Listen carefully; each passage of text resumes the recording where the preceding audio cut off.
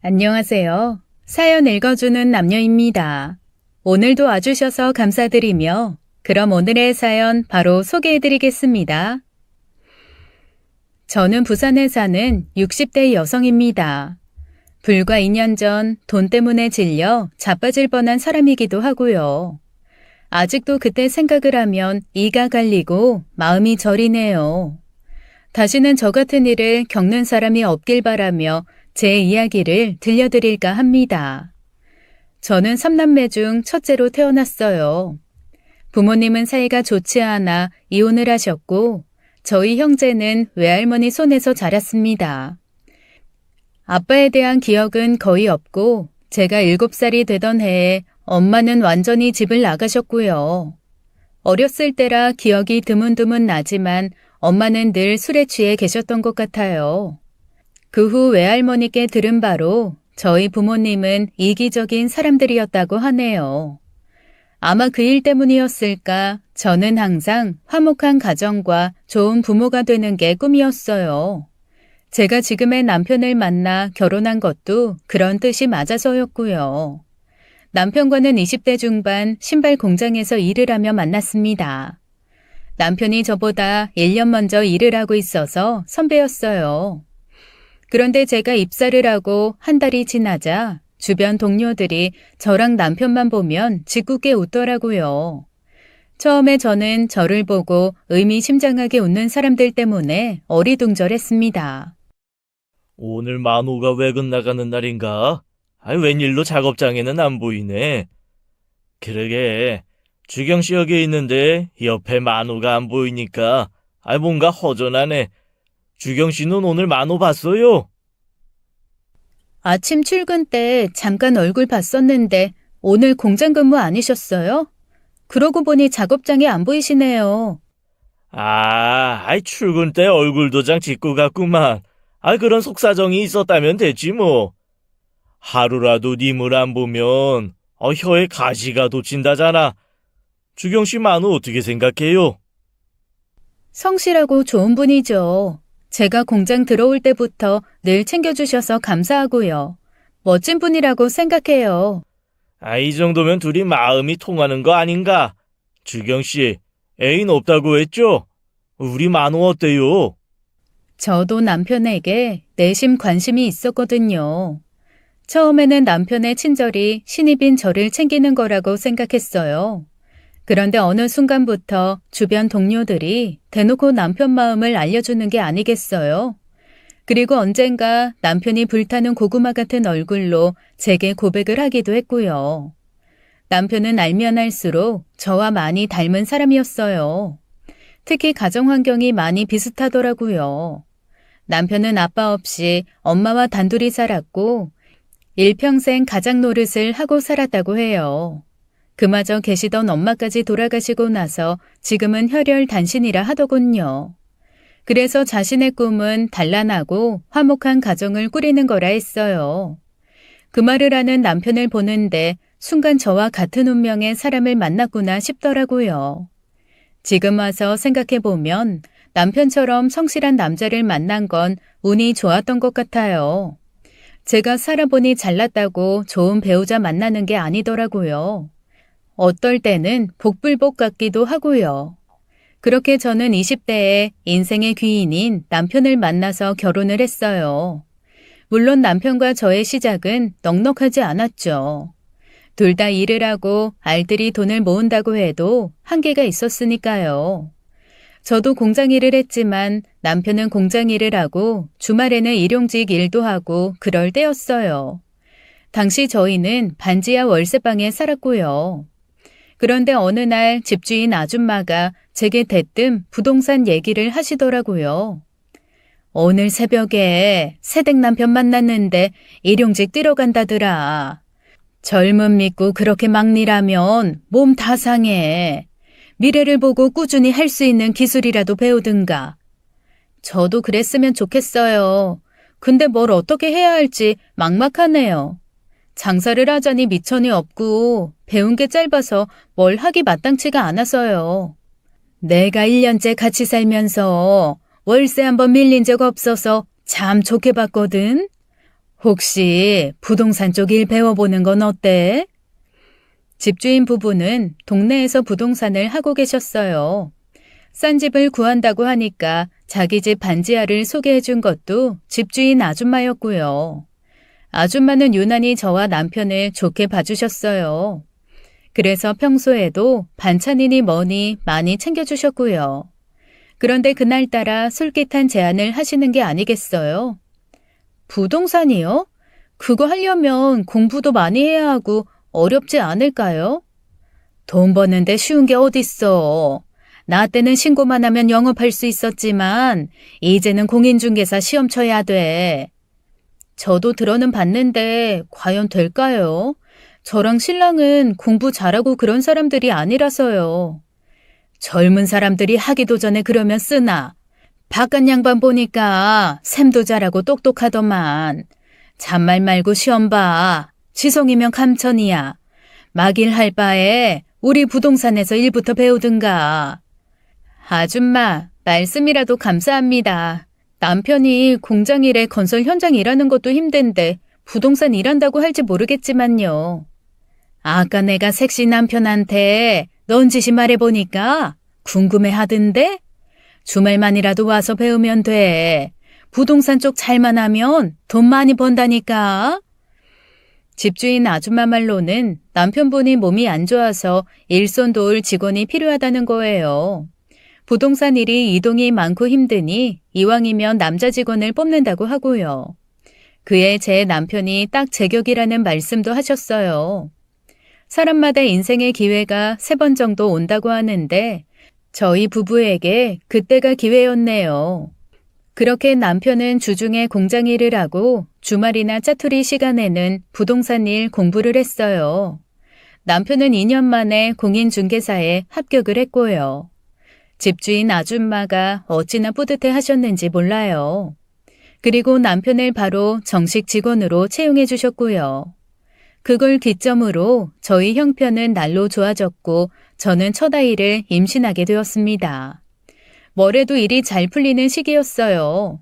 남편 일도 잘 되고 저는 꿈에 그리던 아이를 가졌으니까요. 하지만 인생사 세옹지마라고 하잖아요. 첫 딸을 무사히 순산하고 4개월, 그 작고 어린 아이에게 문제가 생긴 거였죠. 딸의 발달 검사 및 예방 접종을 하러 간 날이었을 거예요. 청진기 소견상 심장에 잡음이 들리네요. 심장 초음파 검사 우선 해보시죠. 저희 아이가 무슨 큰 병이 있는 건가요? 심장 잡음이라니. 뭐가 잘못된 건 아니죠? 아직 섣부른 판단을 하긴 이릅니다. 가끔 선천성으로 심장이 안 좋은 아이가 있어서요. 혹시 집안에 심장 쪽으로 내력이 있으신가요? 외가 쪽에 심장이 안 좋은 분이 있었어요. 저희 외할머니랑 친척분 중에 한 분이요. 혹시 저희 아이가 심장에 문제가 있나요? 하필 태어난 지 겨우 100일이 넘은 딸아이 건강이 안 좋다니요.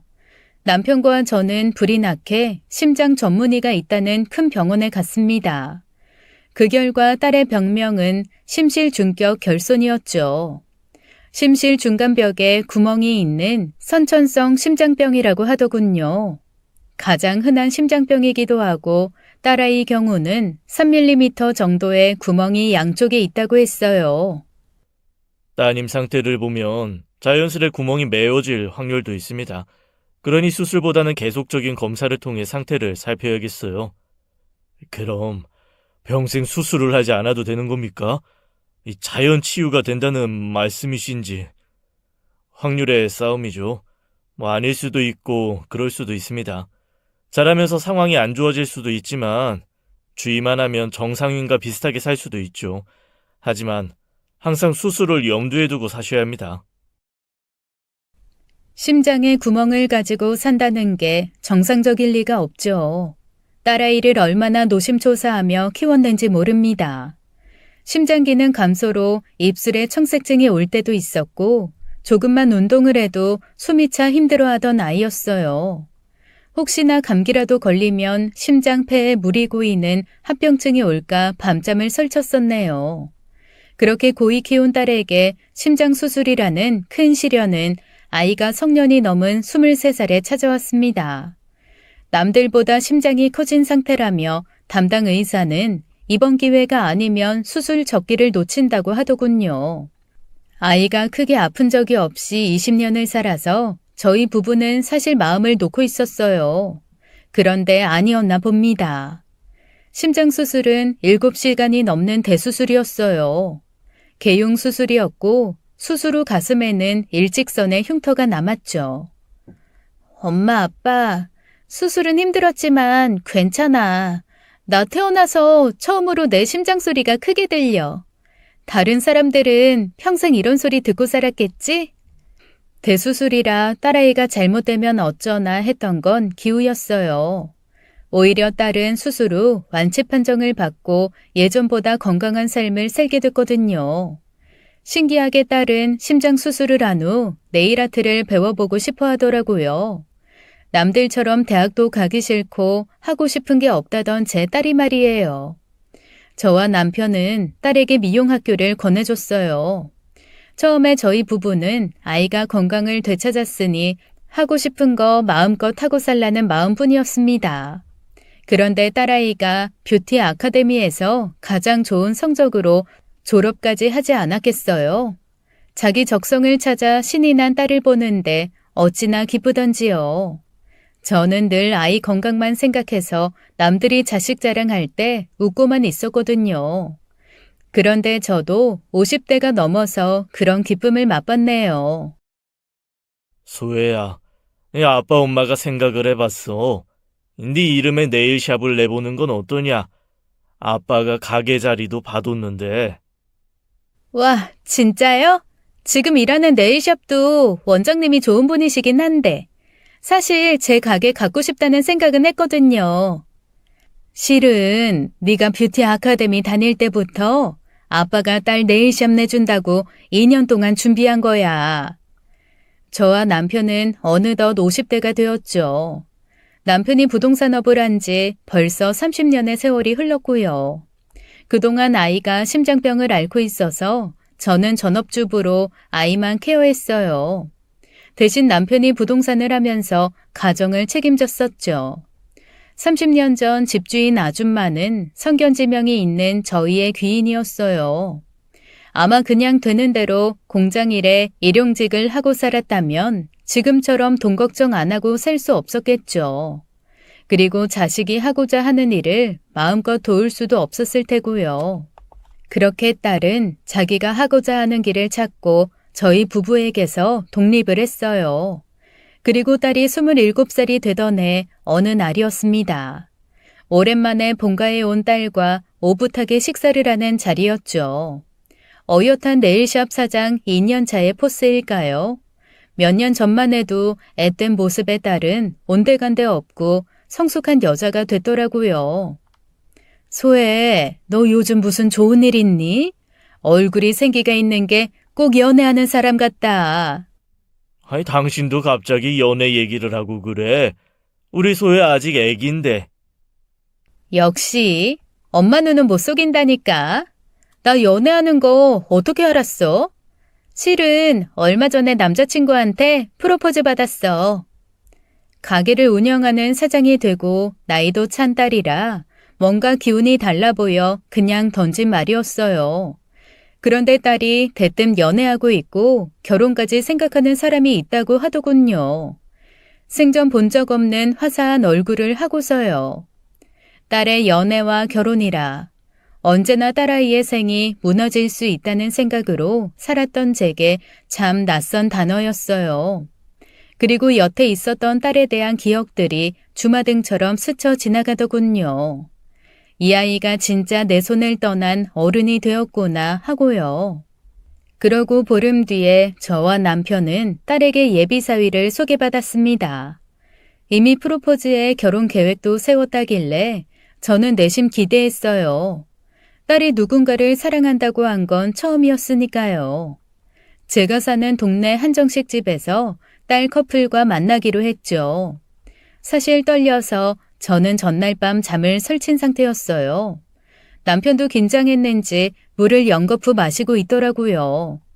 10분 정도 지났을까 식당 방문이 열리며 딸과 예비사위로 보이는 남자가 들어오더군요. 그런데 남자의 다리 한쪽이 불편해 보였습니다. 말 그대로 다리를 절더라고요. 엄마, 여긴 제가 말했던 남자친구 장영국이에요. 영국 씨, 여긴 저희 부모님. 서로 인사해요. 안녕하세요, 어머님, 아버님. 처음 뵙겠습니다. 제가 먼저 왔어야 했는데, 죄송해요. 아닐세. 우리도 방금 왔어. 오늘도 일 때문에 바빠서 시간 겨우 냈다고 들었네. 그래, 자네 하는 일이 정확히 뭔가? 장사한다고 들었네만. 미용 재료 같은 걸 미용실이나 네일샵에 판매하는 영업직입니다. 작게 자영업하고 있어요. 아하, 그래서 우리 딸이 자네를 일하다가 만났다고 하는 거구만. 둘이 비슷한 일을 하는군. 예비사위로 소개받은 남자는 미용 관련 자영업을 한다고 했어요. 딸아이 네일샵에 미용 재료를 납품하다가 둘이 좋은 감정을 가졌다고 하더라고요. 혹시 형제 관계가 어떻게 되나요? 부모님은 두 분 다 계시고요? 아니요. 제가 어릴 때 어머니가 돌아가시고 20대 중반쯤에 아버지까지 돌아가셨어요. 형제 없이 외동이고요. 자네 나랑 비슷한 면이 많아. 그래서 이렇게 친근한 느낌이 드나? 어쩐지 첫인상에서 대가 약해 보이는 사람이었어요. 어깨도 축 처지고 자신감도 없어 보이는 게 야무진 느낌이 없더라고요. 그런데 아까 보니 다리 한쪽이 불편해 보이는데 괜찮나요? 예전에 교통사고가 나서 왼쪽 다리를 크게 다쳤습니다.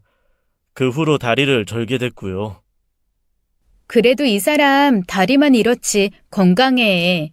평소에 운동도 꾸준히 하는 편이야. 보니까 장근육이 있는 게 꽤 운동한 몸이네. 사람이 평소 관리를 잘하면 되지. 딸과 남편은 예비사위에 대해 좋은 말만 많이 하더군요. 하지만 제 눈에는 기가 약해서 결혼하고 딸을 지켜줄 수 있을까 싶었어요. 오랫동안 아팠던 딸이었기에 건강하고 기운이 좋은 사람을 만났으면 했거든요. 그렇게 1시간 남짓한 식사가 끝나고 딸과 저희 부부는 집으로 돌아왔습니다. 딸은 뭐가 그리 좋은지 자기 남자친구 이름을 연신 부르며 신이 났더라고요. 아빠, 영국 씨 어때? 남자는 남자가 봐야 한다는데 사람 좋아 보여? 난 사람이 순한 게 좋더라. 부모 다 잃고 형제 없이 세상 혼자 산다는 게 쉬운 일이 아니거든. 나도 알면 알수록 진국이라고 생각해. 아빠랑도 많이 닮은 것 같고, 그래서 내가 좋아해. 사실 저는 소개받은 사위가 마음에 들지 않았거든요. 몸이 불편한 것도 기가 약해 보이는 것들 전부요. 소혜야, 엄마는 근데 썩 마음에 안 들어. 여러 사람 만나서 연애하다가 나중에 결혼하면 안 되겠어? 어쩐지 엄마는 질문도 그렇고 썩 마음에 안 든 게 티가 나더라. 왜? 그 사람 다리 한쪽이 불편해서? 아님 돈이나 배운 게 없어 보여서? 이래저래 마음에 걸리는 게 많아. 몸 불편한 것도 크고. 그럼 엄마 딸은 멀쩡해? 내가 심장병이라고 하면 사람들은 항상 짠한 얼굴이야. 나는 평생 그런 동정 속에 살았어. 그런데 이 사람은 달라. 내 가슴에 있는 흉터 내가 봐도 징그럽거든? 이 사람은 내가 살아남은 증거라 오히려 좋대. 소혜야, 엄마는 그런 말이 아니야. 너가 좀 더 육체적으로, 정신적으로 건강한 사람 만났으면 해서 그러는 거야. 난 영국 씨 같은 사람 처음이고 날 온전하게 받아들여주는 사람이랑 결혼하고 싶어. 언제 제 딸이 이렇게 성장했을까요? 딸의 반문에 저는 할 말을 잃었습니다. 그래요. 결혼은 나를 온전하게 받아주는 사람이랑 해야죠. 제 남편이 제게 그랬단 말이죠. 남편은 제가 말한 욕심의 의미를 충분히 알더군요. 자기 자식은 누구나 천금 같으니 말이죠. 결국 그 후 반년 만에 딸은 식을 올렸습니다. 저희 부부가 딸 결혼 자금으로 모은 돈으로 20평대 아파트 하나를 사줬고요. 딸 결혼에 신혼집은 꼭 해주고 싶었거든요. 그리고 다행히 딸과 사위는 결혼하고 쿵짝이 잘 맞게 살더라고요. 사위가 우리 딸을 공주처럼 떠받들고 예뻐라 하는 게 눈에 보였어요. 저는 끝까지 사위가 마음에 안 찼지만 딸이 행복해하니 좋긴 하더라고요. 딸이 결혼하고 2년 차에는 저도 사위를 가족으로 받아들였고요. 주변에 인꼬라고 소문이 날 정도로 딸과 사위는 잘 살았습니다. 저는 둘 사이에 손주만 태어나면 딱이겠다 싶었죠. 그래서 임신에 좋다는 식재료나 약재까지 구해다가 딸과 사위에게 보내곤 했어요. 그도 그럴 것이 결혼한 지 3년이 되도록 아이 얘기가 전혀 없었거든요. 그러던 어느 날 남편이 주말을 이용해 친구들과 낚시 여행을 가서 저 혼자 있었습니다. 즐겨보는 예능을 보면서 한창을 웃고 있는데 현관벨이 울리더군요. 누가 올 사람이 없었는데 말이에요. 소혜야, 네가 갑자기 연락도 없이 웬일이야? 우리 딸 많이 보고 싶었는데 잘 됐다. 엄마, 나 오늘 자고 가도 돼? 당연하지. 엄마 오늘 혼자 있는데 더 좋지. 그런데 얼굴이 왜 이렇게 까칠해? 어디 안 좋아? 설마 심장 쪽이 아프니? 그런 거 아니야. 그냥 요 며칠 잠을 못 잤어. 어구, 내 새끼. 왜 잠을 못 잤을까? 밥은 설마 끼니도 거른 거 아니지?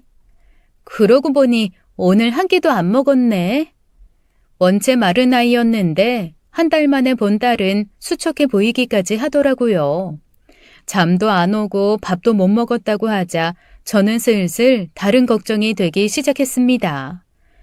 왜 얼굴에 근심이 가득해? 엄마한테 말 못할 고민이 어디 있어? 말해봐. 엄마, 나 돈 좀 빌려줘. 일단 200만 원 정도만. 제가 알기로 딸 네일샵 매출도 괜찮고 사위도 맞벌이라 사는 게 괜찮았거든요. 그런데 딸이 급전이 필요하다며 돈을 빌려달라는 거예요. 일단 저는 왜 돈이 필요한 건지 물어봤습니다. 요새 우리 가게 손님이 없어. 그리고 남편 사업이 요즘 너무 힘들어서 카드값에 세금도 제대로 못 낼 지경이야. 그렇게 되도록 뭐 하고 있었어? 미리 아빠나 나한테 말을 했어야지. 사실 아빠한테는 꽤 여러 번 돈 빌렸어. 그런데 오늘 하필 제주도 가셨다니까 엄마한테 말하는 거지. 아니, 장서방은 사람이 어떻게 된 게 마누라가 돈을 빌리러 다니게 하는 거야. 안 되겠다. 내가 불러서 한 소리 해야겠어. 엄마, 그러지 마. 그 사람 속상해. 안 그래도 친정에서 신혼집 해줬다고 자존심 상해했어. 돈까지 빌렸다고 하면 엄청 싫어할 거야. 기도 죽고. 그러니까 장서방한테는 비밀로 해줘. 이제 사위를 가족으로 받아들여 정을 붙인다 했어요.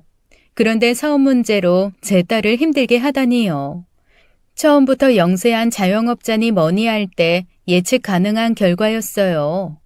예상은 했지만 딸이 돈을 빌려달라는 모습을 보니 마음이 상하더라고요. 그래서 딸 마음 상하지 않게 200만 원 빌려달라는 걸 300만 원을 빌려줬습니다. 처음에는 짠한 마음에 딸에게 두말 않고 돈을 빌려줬었죠. 하지만 보름 뒤 4달에도 여전히 딸이 돈을 빌리러 오지 않겠어요. 그리고 돈 액수가 전보다 더 많아지는 건 물론이고요. 남편에게 물어보니 어느 날은 1,000만 원도 더 빌려갔다 하지 않겠어요. 남편 부동산 벌이가 좋아서 현금은 조금 있었어요. 하지만 요새 경기가 안 좋아서 1,000만 원 단위는 저희도 어려웠거든요. 그런데 그때 다른 지방에 사는 제 여동생에게 연락이 오지 않았겠어요. 전화를 하자마자 여동생이 제 딸 얘기를 꺼내는 거예요. 언니, 요새 소에 무슨 일이 있어? 장서방 사업이 그렇게 어려워? 아님 집안에 다른 문제가 있나? 그걸 네가 어떻게 알아? 소혜한테 문제가 있다니 무슨 말이야? 3달 전에 우리 집에 와서 500만 원 빌려갔어. 그런데 얼굴에 시퍼렇게 멍이 들었더라. 누가 보면 장서방이 손찌검했다고 오해하겠더라고. 소혜는 넘어져서 다쳤다는데 영 아니야. 걔가 너한테 500만 원을 빌려? 얼굴 멍은 나도 처음 듣는 얘긴데 누구한테 맞은 것 같은 멍이야? 언니, 소혜 최근에 못 봤어? 언제 마지막으로 봤는데? 한 2달 정도 못 봤어. 전화만 잠깐씩 하고 바쁘다길래 그런 줄로만 알았지. 2달 전 딸아이가 또 돈을 빌리러 왔는데 몰골이 말이 아니더라고요. 예전에 심장수술을 막 하고 난 모습 같다고 할까요? 마른 걸 넘어 망가진 모습에 울컥할 정도였습니다. 그때 300만 원 빌려달라는 걸 제가 돈이 부족해서 200만 원만 줬었거든요. 그래서 지금도 마음이 걸리는 중이었고요. 언니, 내 말 놀라지 말고 들어. 요새 소혜가 친척들한테 전화해서 돈 빌리고 있대. 들어보니까 동생한테는 각서 쓰고 1,000만 원 빌렸다는데 모르고 있었지? 막내한테도 돈을 그만큼 빌렸어? 너희는 그런 일이 있으면 나한테 즉각 연락했어야지. 소혜가 비밀로 해달라고 했단 말이야. 나도 1달 만에 갚는다는 걸 참다가 이제 연락하는 거고. 여동생 얘기를 듣는데 기도 안 찼습니다. 저와 남편에게 딸이 반년 동안 빌려간 돈만 1억 가까운 돈이었어요. 이제는 가진 현금도 없고 묶인 부동산만 있어서 돈도 못 빌려준다고 한참이었고 말이죠. 그래서 딸이 주변 친척들에게까지 연락을 돌려 돈을 빌리러 다니는 모양이었어요. 지난 2달 동안 가족들 생일이나 행사에도 딸이 얼굴을 보이지 않더니 돈을 빌리러 다닌 모양이었고요. 나한테 말도 않고 제 동생들한테까지 손을 벌리다니 화가 막 나더군요. 저는 도저히 안 되겠다 싶어 딸에게 전화를 했습니다. 그런데 웬일인지 10번이 넘는 전화를 해도 딸이 받지를 않는 거예요. 그래서 딸네 네일샵을 갔는데 웬걸요? 건물 임대문이 현수막이 걸려있더군요. 저는 무슨 사달이 나도 단단히 난 거라 예감하고 바로 사위를 불러냈습니다. 자네, 지금 우리 소혜 어디 있나? 네일샵 문은 왜 닫았고 왜 내 딸 연락이 안 돼? 대체 어떻게 된 거냐고? 당장 우리 집으로 오게. 제가 답답한 마음에 소리를 질렀어요. 그제야 사위는 기어 들어가는 목소리로 제 호출에 응하더군요. 사위도 서너 달 만에 만나는 거였어요. 그런데 사위 얼굴도 딸 못지않게 심이 안 좋더라고요. 눈가에 푸르스름한 멍도 들어있고요. 자네, 도대체 사업이 얼마나 안 좋길래 이러나? 우리 소혜가 자네 사업 힘들다고 돈 빌리러 다닌 건 알고 있어? 아이, 장서방 피죽도 못 먹은 얼굴을 봐. 일단 밥은 먹이고 물읍시다. 이리 오게. 제가 사위를 보자마자 득달같이 따졌더니 남편은 그게 안쓰러웠나 보더라고요. 아니나 다를까 그날 밥도 못 먹었다는 사위였어요. 이제 말해보게. 소혜는 집에 있어? 아니요. 지금 부산에 없고 아마 다른 지방에 있을 거예요. 우리 딸이 지방에 가 있어. 무슨 연유로? 그런데 왜 전화를 안 받는 거야? 아버님, 어머님, 제가 죄송합니다. 하지만 말씀 못 드리겠어요. 내가 아까 자네 부르기 전에 친척들에게 전화를 돌렸어. 소혜가 10명이 넘는 사람에게 거의 억대에 가까운 돈들을 빌려갔더군.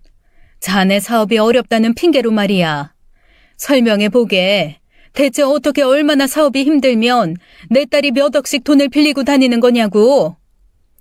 저의 속마름에도 사위는 쉽사리 말을 하지 못하더라고요. 점잖게 기다려주던 남편도 한계가 왔는지 큰 소리를 여러 번 낼 정도였어요. 그래서 제가 최후의 수단으로 사위에게 딸과 이혼시키겠다는 말까지 했습니다.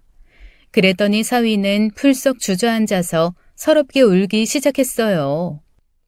제가 다 잘못했습니다. 소의 잘못이 아니에요. 그런데 이제 저도 어떻게 해야 할지 모르겠습니다. 사위가 이윽고 토로한 진실에 남편과 저는 경악할 수밖에 없었어요. 우리 딸이 도박을 하고 다닌다는 말인가? 아니, 걔가 어쩌다 도박에 빠졌다는 말이야. 자네 지금 사업 망조든 거 핑계대는 거 아닌가?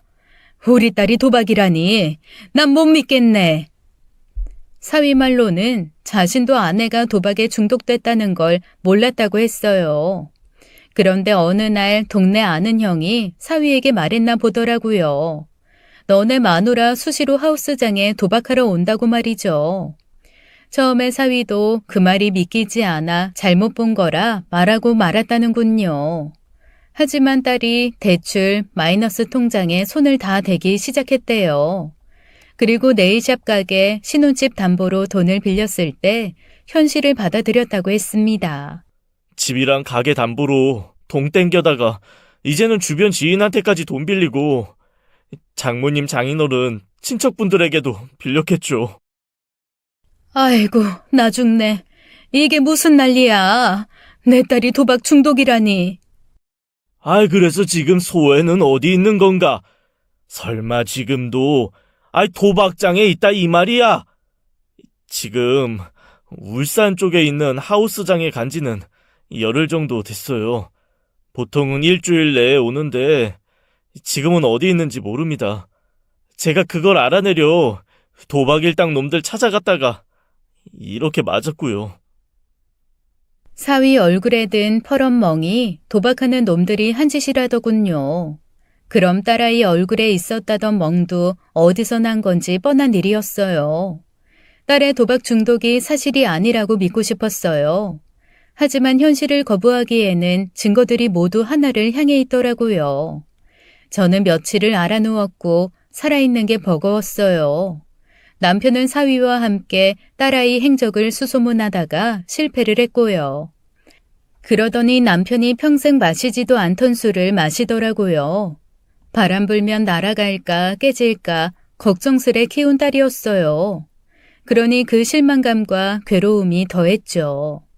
그렇게 딸에게 연락을 해도 받지 않고 답답함과 두려움에 힘들어하던 한 달이었어요. 사위 말로는 이렇게 집에 안 들어온 건 처음이라고 하더군요.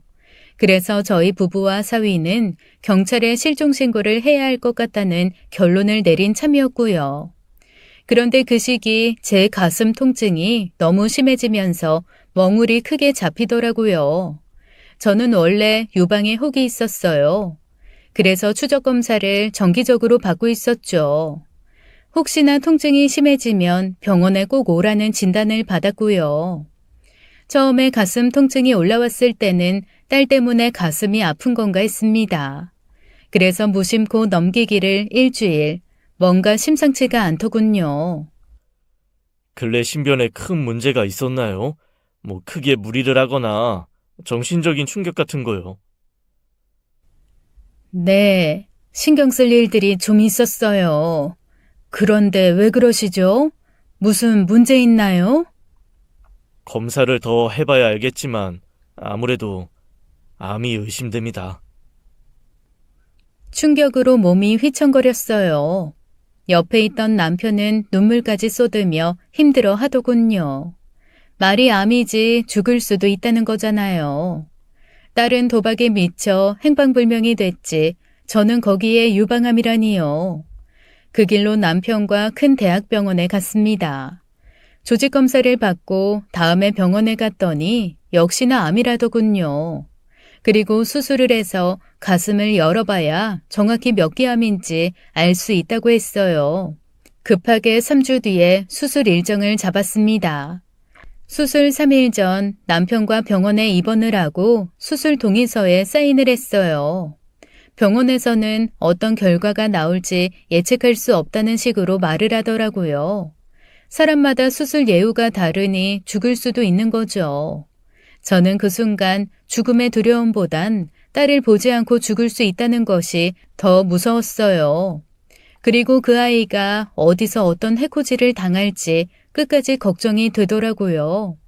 전신마취 후 4시간에 걸친 암 수술이 끝나고 눈을 떴더니 입원실이었어요. 오한이 들어 몸을 떨면서도 딸 생각밖에 안 나더군요. 여보, 우리 소혜는요? 아직도 연락이 없어요? 여보, 아이 나중에 얘기해. 지금은 당신 몸 회복이 중요해. 장서방이 어떻게든 찾아온다니까 기다리자고. 우리 딸이 너무 보고 싶어요. 혹시 신변에 문제 생긴 건 아니겠죠? 그래, 아닐 거야. 아이 걱정 말고 잠 좀 자. 수술한다고 수고했어. 버텨줘서 고마워. 남편은 수술 마취가 깨어나면서 횡설수설하는 저를 다독였어요. 수술을 해서 가슴을 열어보니 림프 전이가 안 돼서 유방암 1기 정도라고 했습니다. 수술 자국도 크지 않고 수술이 아주 잘 됐다고요. 그렇게 2주 정도를 병원 입원실에서 요양을 하는데 사위가 병문안을 왔더군요. 여전히 어디서 피죽도 못 얻어먹은 얼굴을 하고요. 아직 소혜는 어디 있는지 모르지? 자네 얼굴을 보니 답은 이미 알 것 같네만. 그래도 보름 전엔 경남 양산 쪽이라는 연락 받았어요.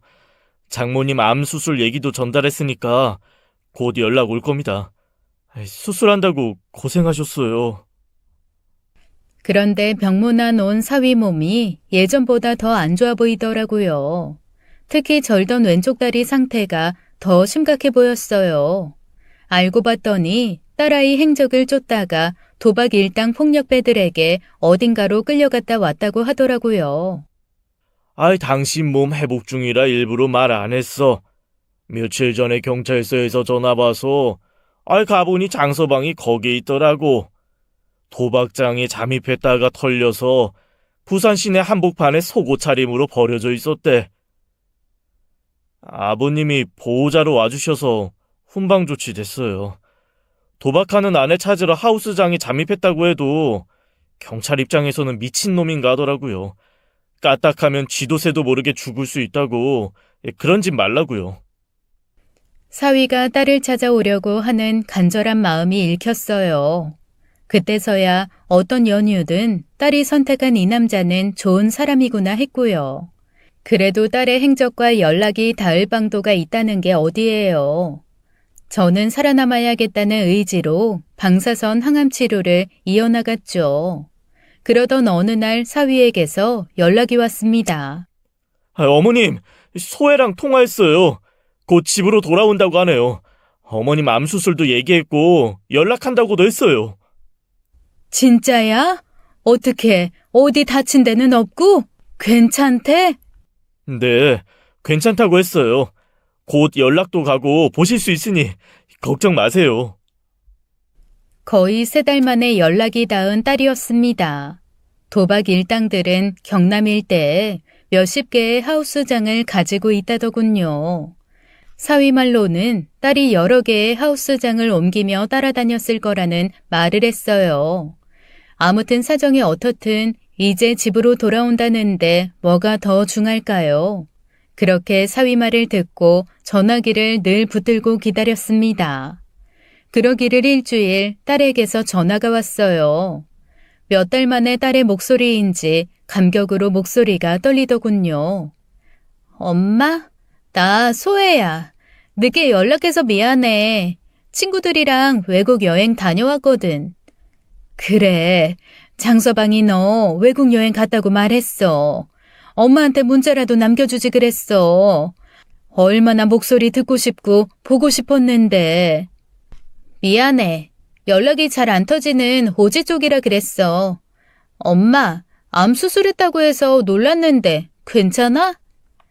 사실 딸아이가 몇 달간 하우스장을 도는 동안 해외여행 갔다고 주변에 말하라 했다더군요. 사위에게 그리 말하라고 시켰다고 해서 저도 그렇게 아는 척 말했죠. 이제 괜찮아. 수술한 지 1달이 넘었고 이제 항암치료 받으러 가. 걱정 안 해도 돼. 그럼 이번에 엄마 암보험금 받았겠네? 엄마 보험 꽤 많이 들었었잖아. 혹시 보험금 얼마 정도 받았어? 오랜만에 듣는 딸의 목소리에 감정이 북받쳤는데 대뜸 딸이 암보험금 얘기를 꺼내더군요. 딸이 어릴 적부터 심장병이 있었고 그 때문에 저도 건강염려증이 있었거든요. 그래서 보험을 20년 가까이 5개 정도 들어놨었고요. 그냥 좀 받았어. 오래 들었던 보험들이라서. 그치? 거의 1억 가까이 돈 나온 거 아니야? 억은 아니고 8천만 원 정도 나왔어. 진짜? 아, 더 나올 줄 알았는데 아니었네. 좀 실망이긴 한데 어쩔 수 없지. 엄마, 그럼 그 돈 나 빌려줄 수 없어? 그 큰 돈을 왜 빌려줘? 무슨 일 있어? 엄마가 살려줘. 그 사업이 이제 감당도 못할 정도로 빚을 져서 그래. 1억 정도 필요한데 지금 당장 빌려주면 안 될까? 딸은 사위가 저희 부부에게 자신의 도박 중독을 다 털어놨다는 걸 모르는 눈치였어요. 그리고 저는 이제 억 단위의 돈이 필요하다는 딸의 말에 눈물이 나려고 하더라고요. 사위가 하우스 도박을 하면 판돈도 커지지만 빚도 늘어난다고 했었거든요. 아직도 자기 남편 사업 핑계로 큰 돈을 빌리는 딸이었어요. 우리 딸한테 돈 빌려줄 수 있지. 근데 지금 어디야? 집에 있어? 큰 돈이니까 엄마가 만나서 직접 줄게. 아직 집은 아니야. 며칠 뒤에 집에 갈 것 같아. 그럼 우리 약속 정하자. 만나서 은행 같이 가든지 내가 현금으로 바로 줄게. 큰돈 계좌이체 하다가 실수하면 어떡해. 제가 직접 만나서 8천만 원을 준다고 하자 딸은 잠시 고민을 하더라고요. 저는 도저히 이대로는 안 된다는 생각으로 남편 사위와 상의를 한참이었어요. 사위에게 딸이 도박 일당에게 협박을 당하는 것 같다는 말을 들었었거든요. 사위가 아는 정보통에 의하면 한 달 넘게 하우스장을 돌아다닌다면 약점을 잡힌 게 분명하다고요. 그래서 저희는 도박 일당들에게서 딸을 구해내야 한다는 다짐을 했어요. 혹시라도 다음에 딸이 저희 부부에게 돈을 빌리려 한다면 유인을 하고 도박 일당들 꼬리도 잡자는 계획이었어요. 물론 경찰서 형사들과도 얘기를 주고받은 상황이었고요. 그런데 문제는 딸이 현금 미끼를 무느냐였죠. 그런 기우가 무색하게도 딸은 너무나 빠르게 저의 제안을 받아들였습니다.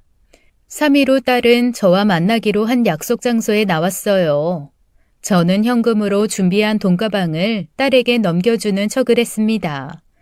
딸은 저를 보고 몸은 괜찮냐 보고 싶었다는 말 한마디 없이 돈만 홀랑 챙겨 가더라고요.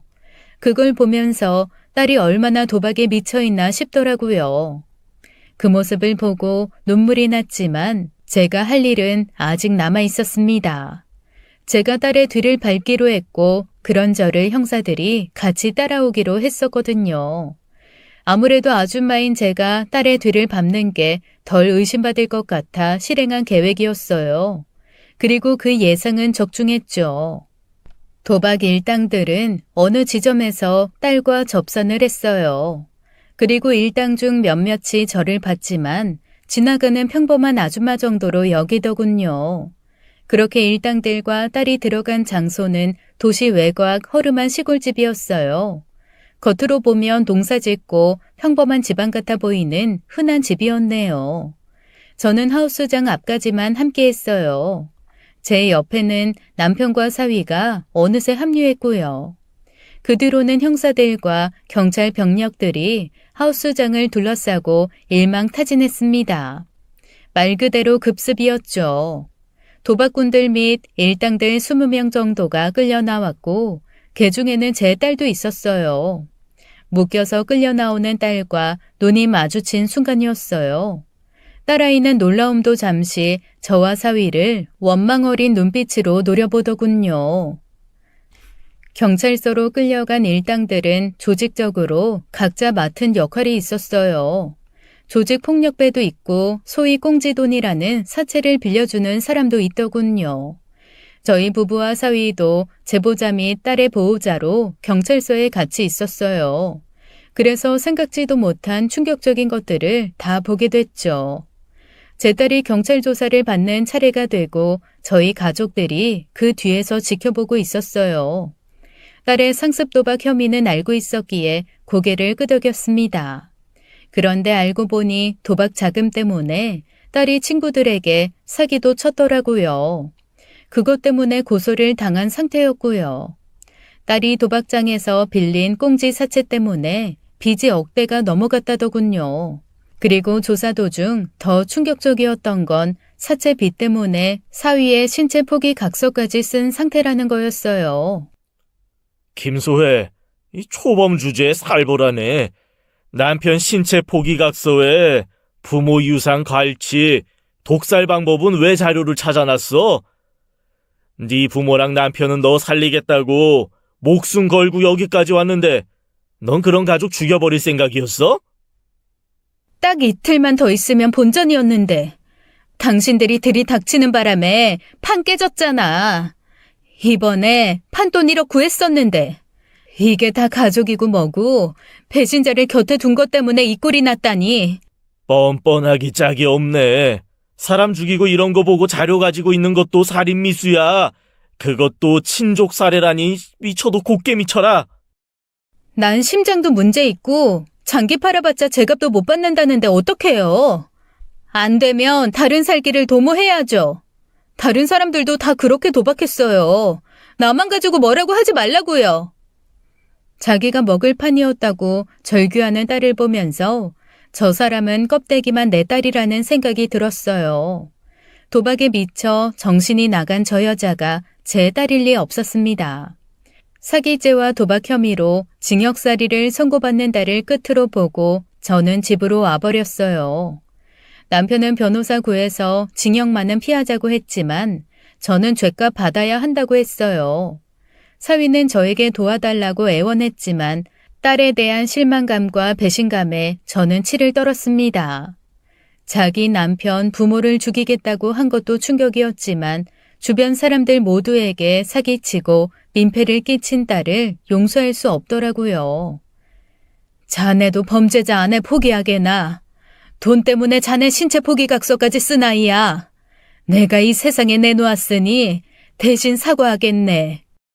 어머님, 노여움 푸세요. 그리고 도와주세요. 제가 신용불량 되기 직전이라 돈이 없어서 변호사 고용도 힘들어요. 도와주십시오. 혹시 자네 신용불량 문제도 우리 딸 짓인가? 제 앞으로 대출이랑 가져간 게 좀 있습니다. 그것 때문은 맞아요. 자네 32살이지? 지금이라도 이혼 늦지 않았어. 헤어지고 다른 좋은 여자 만나게. 나도 그런 딸 2년 끊고 안 볼 테니 자네도 그런 마누라 잊어.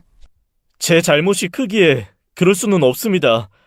소외는 제가 책임질 거예요. 사위는 저와 남편을 앞에 두고 무릎을 꿇고 빌더군요. 제 딸이 도박에 빠지게 된 것이 전부 자기 탓이라고요. 결혼을 하고 신혼 초에 아는 지인이 재미난 곳에 놀러 오라며 초대를 하더래요. 그래서 사위는 딸과 함께 포커 카페에 갔다고 하더군요. 소액을 걸고 합법적으로 포커 게임을 하는 곳이었죠. 우리네들이 명절에 푼돈을 걸고 고스톱을 치는 것처럼요. 그날 딸과 사위가 운이 좋았는지 게임에서 연거푸 이겼다고 했어요. 사위 말로는 판을 이기면 딸이 그렇게 기뻐했대요. 여태 본 모습 중에 가장 즐거워 보였다고요. 그리고 그 모습이 도박 중독의 입문이었다는 걸 꿈에도 몰랐다고 하더라고요. 재미삼아 방문한 포커 카페로 인해 도박 하우스를 드나드는 계기가 될 줄 누가 알았겠어요. 선천성 심장병을 가진 딸이었기에 흥분이 일어나는 일들을 일체 금하면서 키웠거든요. 딸 인생에서 그렇게 큰 쾌감은 처음이었기에 도박에 쉽게 중독되었을지도 모르죠. 그렇다고 딸이 한 모든 죄가 씻어지는 건 아니니까요. 사위가 딸의 도박 중독 시작이 자기 때문이라는 고해성사를 했지만 저는 사위 탓이 아니라고 해줬어요. 실제로 아닌 것도 맞았지만 사위가 느끼는 죄책감이 너무 커 보였거든요. 자네를 만났을 때 이미 소혜는 성인이었어. 도박 중독은 본인이 선택한 거야. 자제를 못한 것도 소혜 잘못이고. 그래도 저 소혜 포기 못합니다.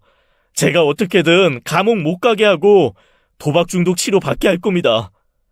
여보, 장서방 말이 맞아.